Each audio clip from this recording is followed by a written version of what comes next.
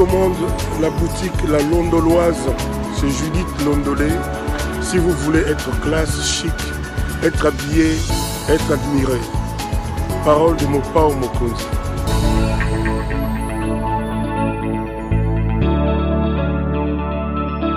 Madame, Messieurs, bonsoir et très heureux de vous retrouver pour ce nouveau numéro de l'émission d'Écrit Info, ce magazine d'analyse d'actualité politique et sociale que nous avons lancé ici à Stepel Télévision.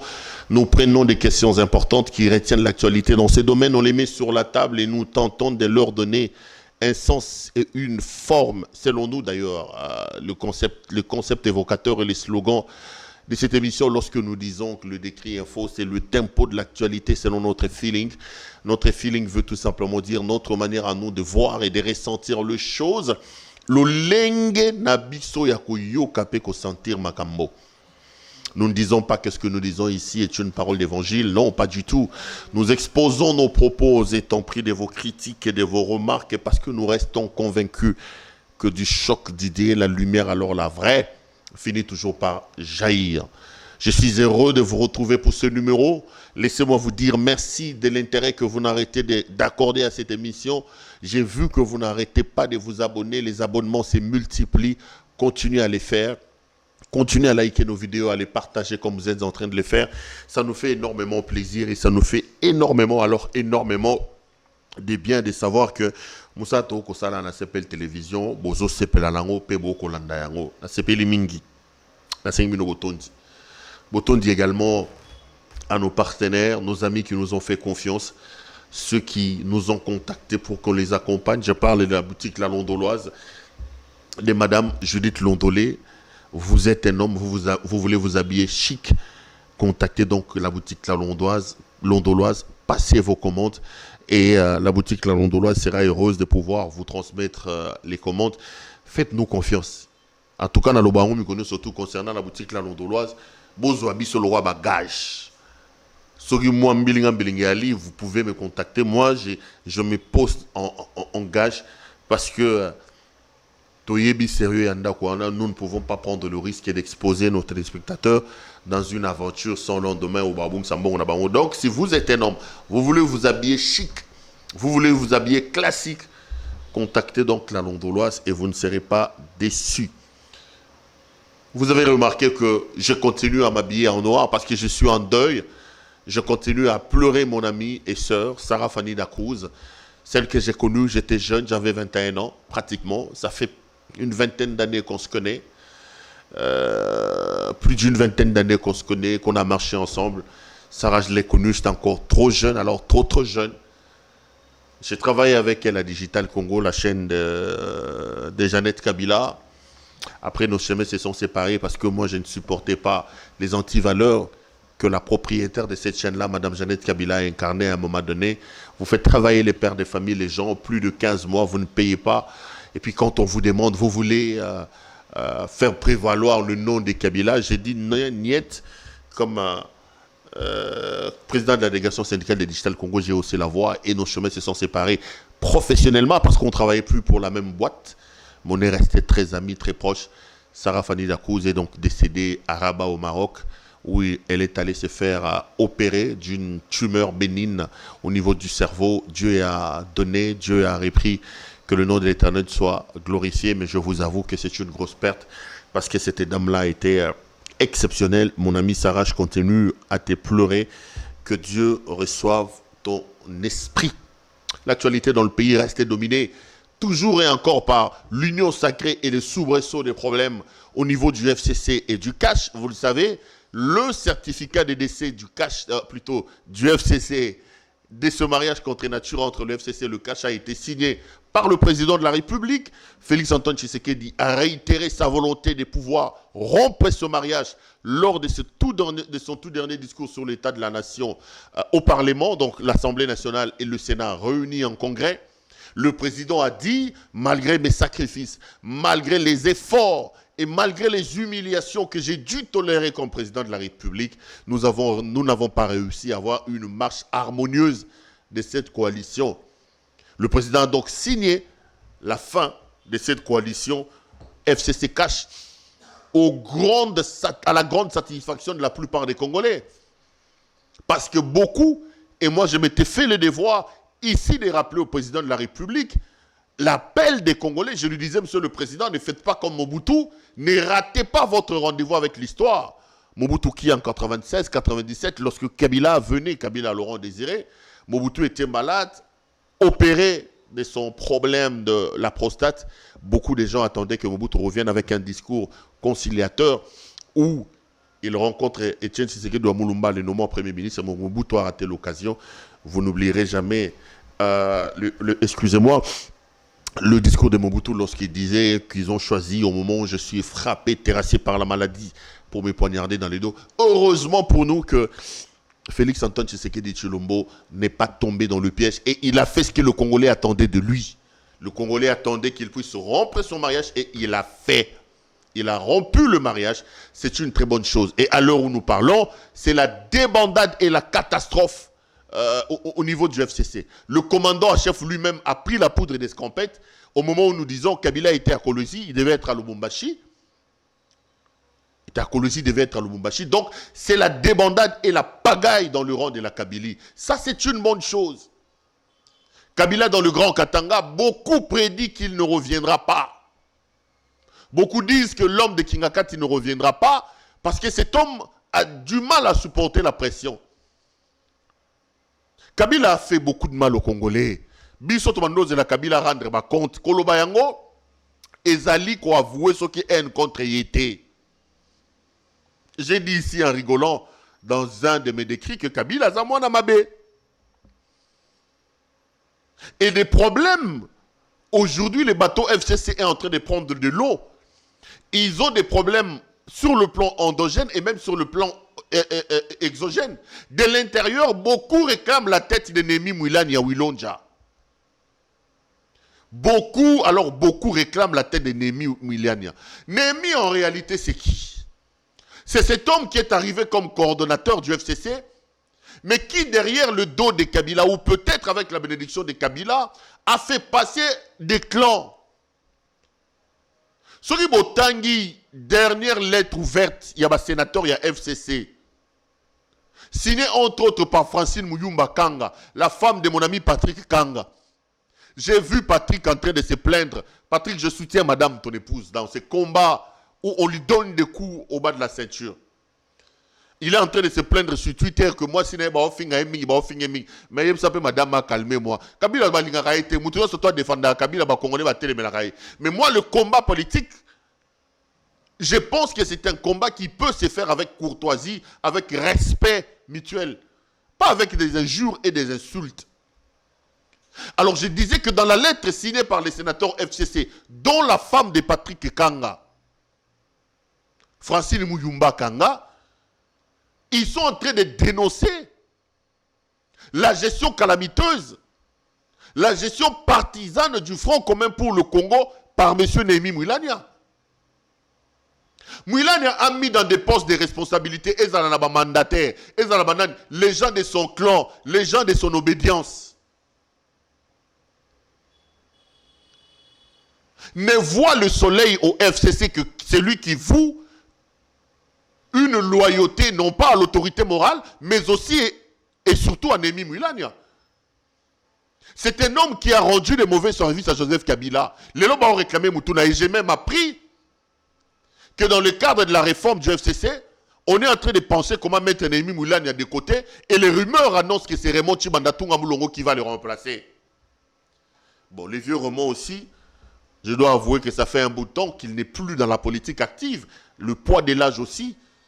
Quand on peut sa vieux responsabilité à battre les peut-être aussi, ils se sont dit stratégiquement, nous pouvons créer une session comme Félix et du Kassai, mettons à la tête du FCC un de ses frères kassaïens pour essayer. Tout est possible en politique. Mais les Némi, là, les Chadari, les Mova, ils sont nombreux. Des gens qui ont induit Kabila là où il est. Moi, je ne suis pas dans la logique des gens qui disent j'ai cherché 15 collaborateurs, je n'ai pas trouvé. Je suis plutôt dans la logique de dire qu'il n'y a pas de mauvaises troupes, il n'y a que des mauvais chefs. Dans ce qui arrive à Kabila, il est responsable pour beaucoup. Mais les Mouilania, les Movasakania, les Movasakani, les Emmanuel Ramazani Chadari sont des gens qui ont accompagné Kabila dans son entreprise destructrice de la République démocratique du Congo. Ils sont là. J'apprends que maintenant, Bangiba Longolaye, Bazo Kendokocha, Nani, Raymond Chimandatunga Moulongo. Mais il va faire quoi? Le bateau est visiblement en train de tanguer. Le bateau prend de l'eau de toutes parts. Le bateau FCC est en train de tanguer. Bateau Maïsé côté Titanic, tous les autres naufrage, bateau Dinda. Ça, c'est parce que Kabila a les oreilles dures. Azamato Imangongi. Ayoka Kate. Ça, c'est parce que Kabila a voulu à la fois être sénateur à vie, président à vie et autorité morale à vie. On lui a dit ici, monsieur Kabila, vous avez tout gagné dans ce pays. Tikaba Congolais Kimia. Exonération égale. Moi, c'est l'air au foutate. Ozongawa, Kunao, Albert Yumalobi. Ils veulent toujours avoir le contrôle de tout. Maintenant, ils vont tout perdre. Ils vont tout perdre. Ce qui sera d'ailleurs une bonne chose. Nous attendons qu'ils perdent tout pour que Félix Tshisekedi Azalasoun argumente. Et ici, j'avais promis qu'au début de chacun de mes décrits, je rappellerai au président, monsieur le président, Kabila est en train d'être anéanti, c'est une bonne chose, mais non, il faut que vous puissiez résoudre le problème des Congolais. Parce qu'en 2 ans de gestion de la République, depuis que vous êtes là, c'est la catastrophe. C'est catastrophique. En termes d'accès à l'eau, en termes d'accès à l'électricité, la gouvernance de Félix Tshisekedi ne s'est pas encore dessinée. On me dit le peuple d'abord, je répète et je réponds, le peuple d'abord est un slogan grand qui n'a pas encore de contenu. L'heure d'égrener les chapelets des bonnes intentions est terminée, monsieur le président. L'heure des promesses est terminée, monsieur le président. C'est l'heure des actions, c'est l'heure de répondre aux attentes de la population. Ces présidents plaintifs, Kabila me bloque, Kabila me complique, nous en avons marre. Kabila n'est plus là. Monsieur le président, faites les choses comme ils se doivent, et nous, comme il faut le faire, et nous attendons des résultats. Nous attendons des résultats, monsieur le président de la République. Et ici, pour terminer mes préliminaires, j'ai dit au président, monsieur le président, il y a trois alors défis majeurs qui se dressent devant vous. Des défis majeurs qui se dressent devant le président de la République. Et Félix Antoine Tshisekedi Tshilombo, ou ses proches, si vous m'écoutez, s'il veut inscrire son nom en lettres d'or dans l'histoire de ces pays, il doit relever ces 3 défis-là. Le premier défi, je parlais de l'organisation des élections. Lui, il est le fils de Etienne Tshisekedi Wamulumba. Son père s'est battu plus de 30 ans pour l'avènement d'un état de démocratie. Et dans des pays modernes, la démocratie est d'abord assise sur le choix des animateurs. Le droit de la population de se choisir librement ses animateurs. Il doit s'organiser pour organiser les élections. Et parlant des organisations des élections, j'ai posé 2 postulats que je voudrais rappeler au président. Le premier, c'est qu'il faut tenir le délai de 2023. Ne pas suivre ces turiféraires. Ces flatteurs qui sont là, qui commencent à dire qu'il faut faire les élections en 2030, en appliquant l'article 70 qui mène d'Aimé. Le président de la République reste en fonction jusqu'à l'installation du nouveau président élu. Et Kabila a eu une interprétation erronée de cet article par la Cour constitutionnelle. Cette Cour constitutionnelle acquise à sa cause. J'ai aimé l'explication du professeur Banouakou. La Constitution dit ceci. Le président de la République reste en fonction jusqu'à l'installation du président. On ne dit pas d'un président.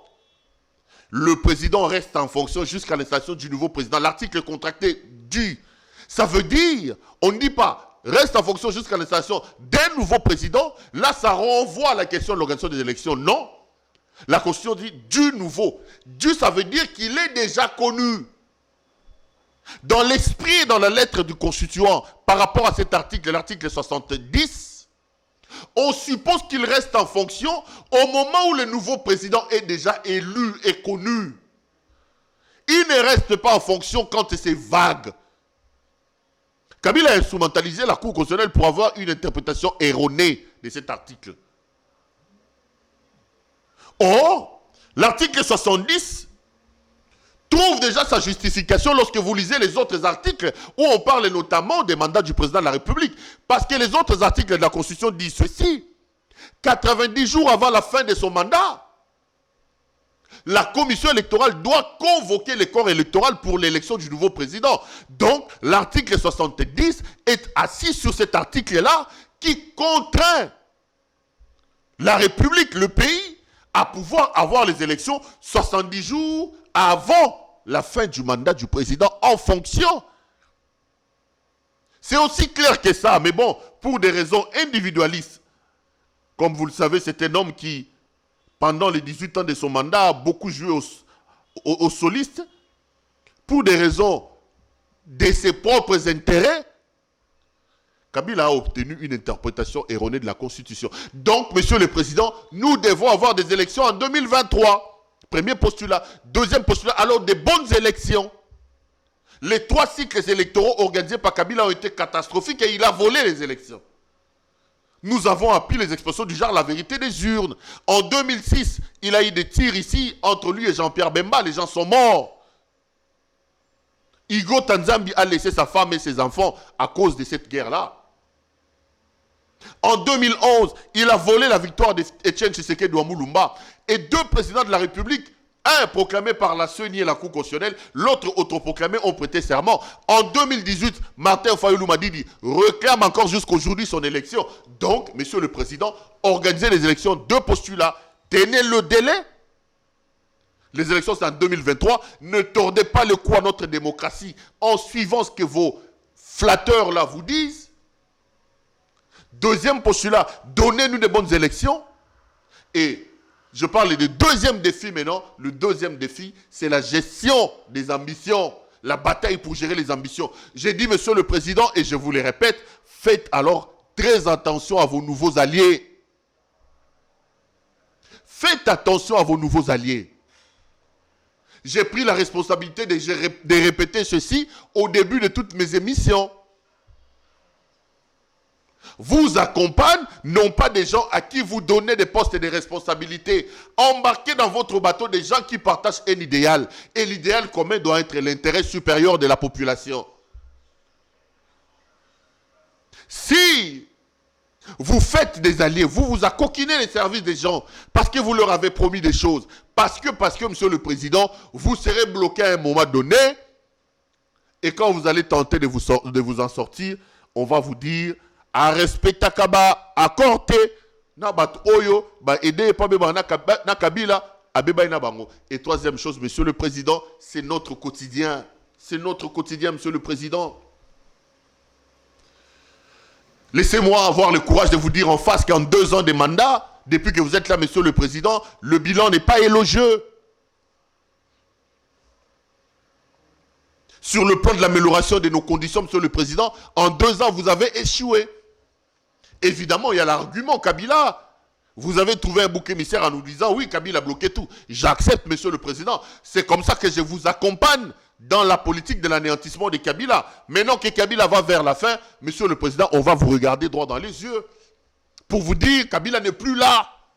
Donnez-nous l'eau, donnez-nous l'électricité, changez nos vies. Le président plaintif qui a un bouc émissaire, nous en avons marre, Monsieur le Président de la République. Ça, c'est important. Vous relevez ces 3 défis, Monsieur Félix Antoine Tshisekedi Tshilombo, vous entrez par la grande porte dans l'histoire de ce pays. Mais vous ne suivez pas ça. Vous vous laissez berner par l'euphorie du départ de Kabila ou encore par les turiféraires qui sont avec vous, Monsieur le Président. Vous serez renvoyé dans la poubelle de l'histoire où se trouve à ce moment Monsieur Joseph Kabila Kabange qui fait même les bidelles, comme on les disait à l'école, des poubelles de l'histoire, là où il est chef de classe, il est bidelle. Les amis, aujourd'hui, je suis venu pour qu'on parle un peu d'une situation. C'est ce qui se passe au Sénat, à ce moment ici. Alexis Thambwe Mwamba, notre papy de la Chambre haute du Parlement, vous le savez, dans son orgueil, Alexis Thambwe Mwamba sait qu'il y a l'épée de Damoclès sur lui. Après Janine Mabunda, la guillotine de l'Union sacrée va absolument à couper la tête d'Alexis Thambwe Mwamba. Et là, il est en train de faire des choses de manière assez surprenante. Je voulais qu'on partage de ça, mais bien avant, je voulais lancer un appel pathétique à son Excellence, Monsieur le Président de la République. Vous le savez, Monsieur le Président, qu'un rapport a été rédigé par l'Agence pour la lutte contre la corruption, l'APLS, contre la banque, contre une banque ici. Je vais retrouver Access Bank. L'APLS, l'Agence pour la lutte contre la corruption, une structure mise en place par Félix Antoine Tshisekedi, a relevé des indices sérieux que dans la banque appelée Access Bank, il y a des opérations qui peuvent être considérées comme étant des opérations de blanchiment d'argent. Ici, nous avons l'obligation d'éclaircir la situation. Sinon, vous ferez de l'Agence pour la lutte contre la corruption ce qui est devenu l'IGF aujourd'hui, avec le tonitruant Jules Alinguetti. Il devient un peu le dindon de la farce, en train de criailler tout le temps, de pondre de rapports qui ne sont pas suivis des faits. IGF Banda Bandi, à l'objet avec exonération, égal les foutaka, ils ont exonéré. Qui les égal les foutaka, douane. Alali à la mouki, à l'objet au ministre EPST, et le gomme que salamate. Gilles Alinguetti a commis le rôle à moi. Parce que il n'y a pas de faits. Ils pondent des rapports que les gens pourquoi? Parce que rapport est comme le roi Biloko Massano. Et ici, Monsieur le Président de la République, je voudrais vous lancer un appel pathétique. Messieurs de la justice, il faut se saisir de cette affaire avec Access Bank. L'Agence pour la lutte contre la corruption a pondu un rapport dans lequel on dit qu'il y a des indices. Il y a des indices que Access Bank est dans 4 opérations à blanchiment d'argent. Nos banques qui sont ici, la plupart des banques privées, rappelez-vous du lanceur d'alerte Lumumba lorsqu'il a parlé de la question de la BGFI. Le rapport de Lumumba, là, le petit-fils de Patrice Emery Lumumba, démontre qu'il y a une sorte de mafia installée au sommet de la banque BGFI. Lorsque Lumumba fait l'alerte ici, BGFI dont on dit que les Kabila ont des grandes parts là-bas. Kabila a beaucoup de chance, il a beaucoup gagné dans ce pays. Hein. Il a des carrés miniers partout, il a des entreprises, il a des banques, il a les monopoles de Thomson et des autres viandes, il a les boulangeries. C'est un milliardaire, il est plus riche que le Congo. Mais en matière de banque, il est aussi dans cette histoire de BGFI Bank. Et une alerte a été lancée ici par M. Lumumba qui est aujourd'hui en exil à Bruxelles. Rien n'a été fait. Aujourd'hui, c'est une agence mise en place. Mise en place par Félix Antoine Tshisekedi lui-même. Je viens d'ajouter un autre élément. Dans mes décrits, chaque décrit, je vais commencer à dénoncer la banque Access Bank de la RDC. Jusqu'à ce que les choses seront tirées au clair. Si rien n'est tiré au clair, chaque décrit, je dirai un mot sur Access Bank. Chers Congolais, faites attention. Vous qui avez votre argent dans Access Bank, cette banque a été citée dans un dernier rapport de l'Agence pour la lutte contre la corruption qui nous dit qu'il y a des indices sérieux qu'Access Bank serait en train de blanchir de l'argent là-bas. Ce n'est pas moi qui dis, c'est le rapport. Nous voulons que les choses soient claires. Nous voulons que la justice se saisisse du dossier et qu'on nous dise si Access Bank est clean. J'alerterai les Congolais, ceux qui ont des épargnes là-bas, faites attention. Access Bank est cité dans une opération de blanchiment d'argent dans un rapport publié par l'Agence pour la lutte contre la corruption.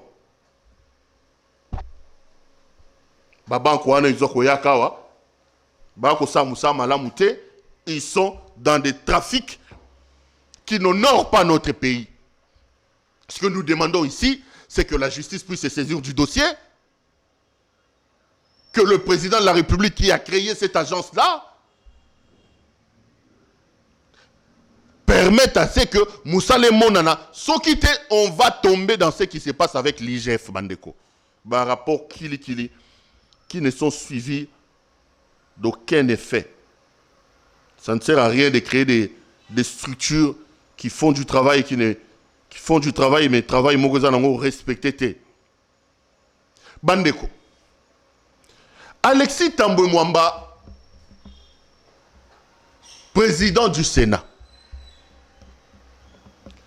Boyebi que dans le cadre de l'Union sacrée, après Janine Mabunda, le viseur Mando ke baluke disko Alexis Tambwe Mwamba na Pepe Ilungam. Bango mbale baba Pepe. Mais Tambwe Mwamba, vous le connaissez dans son orgueil légendaire. Tambwe Mwamba, c'est un homme qui regarde toujours les autres d'en haut, qui a l'impression que à part rien na mokili motomso existe à kate. Tambwe Mwamba, c'est ce papy qui a insulté Bijou Goya ici. Bijou Goya, sénatrice, mère de famille, épouse de quelqu'un. Tambwe Mwamba l'a insulté en direct devant les caméras du monde entier réunies ici. Tambwe Mwamba, c'est l'homme qui nous a dit, qui a reconnu à l'époque du RCD qu'ils ont abattu un avion civil. On parle de plus d'une 50aine de morts. Jusqu'aujourd'hui, Tambwe Mwamba ne nous a toujours pas rendu de compte. Tambwe Mwamba, c'est l'homme qui a manigancé l'arrestation de Moïse Katumbi avec le tout-puissant Kalev Moutonde. Tambwe a fait des conférences de presse, un vieux papa en cravate. Il nous a dit que Moïse avait plus de 600 mercenaires dans l'affaire de Lewis. Si le lot Tambwe Mwamba, il y a 2 mercenaires. Tambwe Mwamba, c'est quelqu'un qui a un tableau sombre et noir dans l'histoire ici dans ce pays. Et Tambwe Mwamba a promis que Soki va déposer, Soki Nani, comment ça s'appelle, pétition contre lui, il va démissionner. Mais comment croire à la parole de ce monsieur? Écoutez ce qui s'est passé. J'ai ici une lettre ouverte à l'opinion politique et publique contre M. Alexis Tambwe Mwamba. Il ressort de cette lettre, les amis, que lors de la dernière plénière, M. Tambwe Mwamba Alexis a introduit un huis clos. Et le huis clos avait pour mission d'écouter le rapport de la commission spéciale de comptabilité et contrôle de la gestion financière de Tambwe Mwamba. Le bureau Mwamba se sentant en danger, le bureau Mwamba va faire une sorte de simulacre de contrôle. Tambwe Mwamba va mettre en place une commission chargée d'auditer sa gestion, chargée d'auditer la gestion financière de son bureau. Et lors de la dernière plénière, les amis, Tambwe Mwamba va décréter un huis clos. Et il va donner la parole à cette commission-là. La commission, évidemment, est venue pour disculper le bureau Tambwe Mwamba.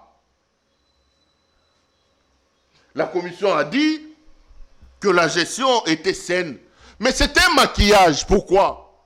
Parce que les membres de ces bureaux-là ont tous été nommés par Alexis Tambwe Mwamba. Juge et parti. Le président du bureau du Sénat nomme les gens qui doivent venir l'auditer. Est-ce que vous pensez qu'on peut faire confiance à un audit rendu, effectué par des personnes nommées par l'organe devant être audité? Un maquillage. Ils ont maquillé l'affaire pour nous faire croire à un audit parce que Tambwe Mwamba a tout simplement peur. L'homme a peur de la tournure de la situation. Mais ce n'est pas tout. On dit que le bureau du Sénat aurait promis 100 000 $ à chaque sénateur. Monsieur le questeur, dans le huis clos qu'ils ont décrété là, ils auraient promis 100 000 $ à chaque sénateur. Les sénateurs, ils sont 109. 100 000 $ à chacun, ça fera plus de 10 millions de dollars. Où est-ce que Tambwe Mwamba va trouver? Où est-ce que le bureau va trouver cet argent? C'est une manœuvre dilatoire pour endormir les sénateurs au fin de laisser ces bureaux désavoués par la plupart des sénateurs et qui créent le raz-de-marée dans le cadre de l'union sacrée des pouvoirs exister. Mais zéro. Messieurs les sénateurs, il faut faire balayer le bureau de Tambwe Mwamba comme l'Assemblée nationale l'a fait. Au moment où je vous parle, Bambon a commission kuna na l'Assemblée nationale et fout à marasouté. Indemnité kilométrique que les gens recevaient là-bas et fout à marasouté. Au moment où je vous parle, les assistants des sénateurs ont du mal à recevoir leur dû. Au moment où je vous parle, les administratifs du Sénat sont en train de pleurer. La situation est plus que catastrophique là-bas, en termes de paiement. Mais ici, on fait des yeux doux aux sénateurs en leur expliquant non, ce sont des manœuvres dilatoires de M. Tambwe Mwamba qui sent venir la guillotine et qui a peur de vivre la même situation qu'Alexis, comment il s'appelle, que Janine Mabunda. Monsieur le Président, vous qui êtes dans l'Union sacrée, faites balayer Tambwe Mwamba qui par-dessus tout est le dauphin constitutionnel de M. Félix Antoine Tshisekedi. Donc l'élo, même si je ne le souhaite pas, si un problème arrivait au président de la République, son défunt sur le plan constitutionnel, ce serait M. Alexis Tambwe Mwamba. Et imaginez que dans son orgueil, Tambwe Mwamba soit le président de la République démocratique du Congo. Mwamba n'a plus sa place à la tête du Sénat, il faut le balayer.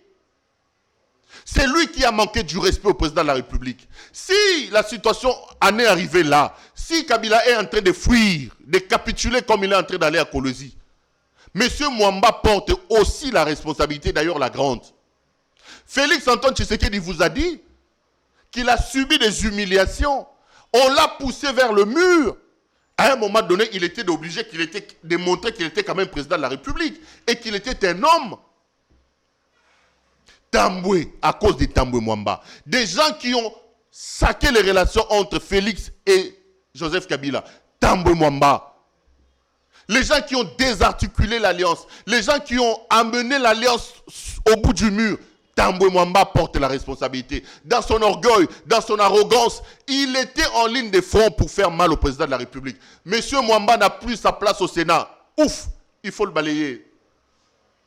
Il faut le balayer, monsieur de l'Union sacrée.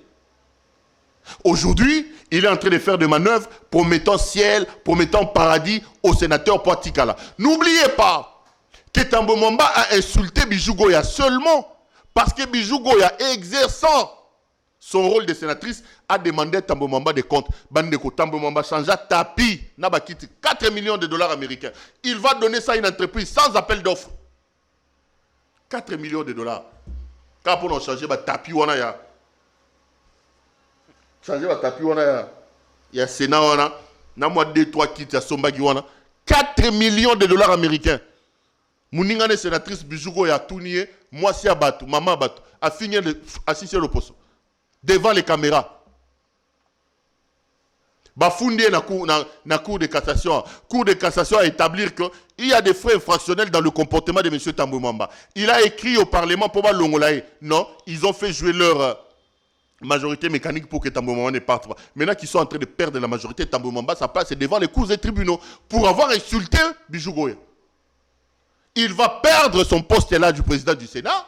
À part ça, M. Tambwe Mwamba doit aller répondre des insultes contre une femme d'autrui qu'il a humiliée devant les caméras. Ça, je n'oublierai jamais. Avant même de parler, il a dit, les caméramens sont où? Il a convoqué les caméras parce qu'il savait qu'il devait insulter une femme d'autrui. C'est des gens comme ça qui ont accompagné Kabila pendant 18 ans, qui portent la responsabilité de la destruction de ce pays avec leur mentor qui est Joseph Kabila. Donc, Tambwe Mwamba, na minute, il est en train de faire des manœuvres. Il promet de l'argent aux députés, aux sénateurs. On se demande où il trouvera cet argent-là. Union sacrée, allez, le train doit arriver au Sénat là-bas pour faire partir M. Tambwe Mwamba. Qui porte beaucoup, alors beaucoup, en termes de responsabilité par rapport à la décadence de l'alliance Kabila-Félix Tshisekedi et surtout par rapport à la destruction de ce pays. Il a aussi sa part de responsabilité. C'est Mobutiste ici qui a travaillé avec Kengo et qui a travaillé avec Mobutu. Les amis, Voici en quelques lignes ce que j'avais à partager avec vous aujourd'hui. J'ai été heureux de vous présenter cette émission. Je serai également heureux en vous retrouvant lors d'un prochain numéro. Il ne me reste plus qu'à vous dire merci de nous avoir suivis et surtout à vous demander de bien vouloir prendre très bien soin de vous, car il ne faut jamais l'oublier. Chaque jour compte et chaque jour est une vie. Bonsoir chez vous.